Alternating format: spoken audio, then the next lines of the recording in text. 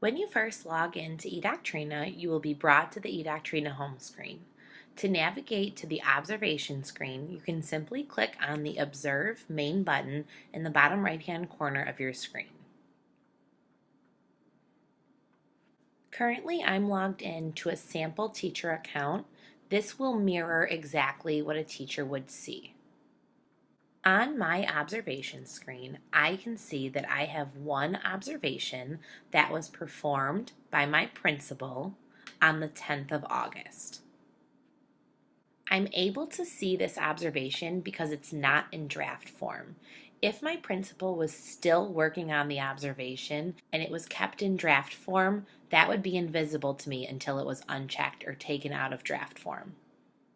The text that I'm seeing under this observation column is information that was entered by my observer in the scripting section of the observation form. We will dive into that in a second. If I wanted to view my full observation, I would click on the magnifying glass under the Edit column. Of course, I would not have editing rights, but I can absolutely view the information that's been entered.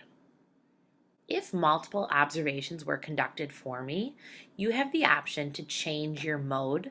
This will actually change the view of the screen. From this view, you are able to easily see all of the observations conducted and compare them by date that they were conducted, by who conducted them, and you can see the ratings assigned for each rubric component. Going back to the original view, I'll click on the Change Mode button once more. And to enter into this observation, I would click on the magnifying glass. This opens up my observation form. I can see that the observation was completed on the 10th of August from 9 to 9:35. The next section is the scripting area. The scripting area shows any information that was entered by the observer either during the lesson or after the lesson was completed.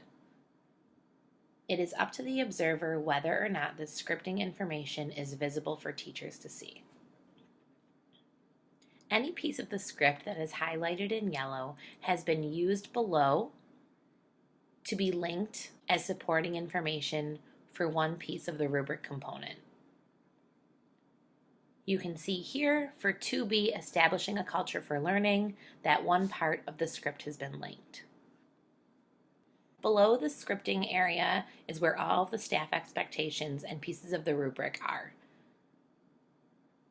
The observer will select the rating over to the right.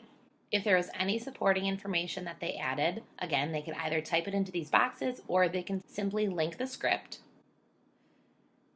Over to the left, next to a rubric component, is where you can click on that little I to gather more information about each description of a rating.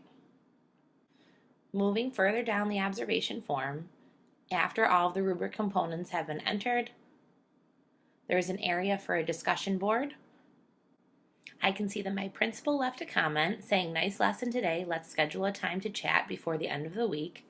I can actually respond to my principal by clicking on the Post Comment button.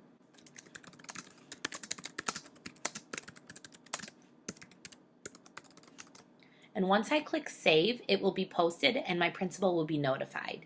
If I do not want my principal to be notified, I can click this draft comment and it will simply save the comment but will not be sent to anybody.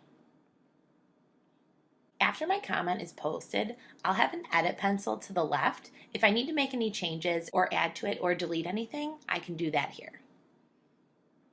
Below the discussion board is an area for supporting documents. I have the option to either upload a file or add a link. Any information that corresponds with the lesson that was observed should be added in the supporting documents. The last option you have on this page is to print a report. In the top right corner, you can select Print Report and choose what you want to include.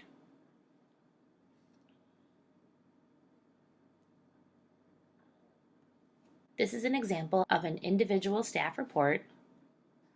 I can see my script, the information for my rubric components, the date that the observation was conducted, who conducted it, any supporting information or links from the script that were included will show, a printout of my discussion board,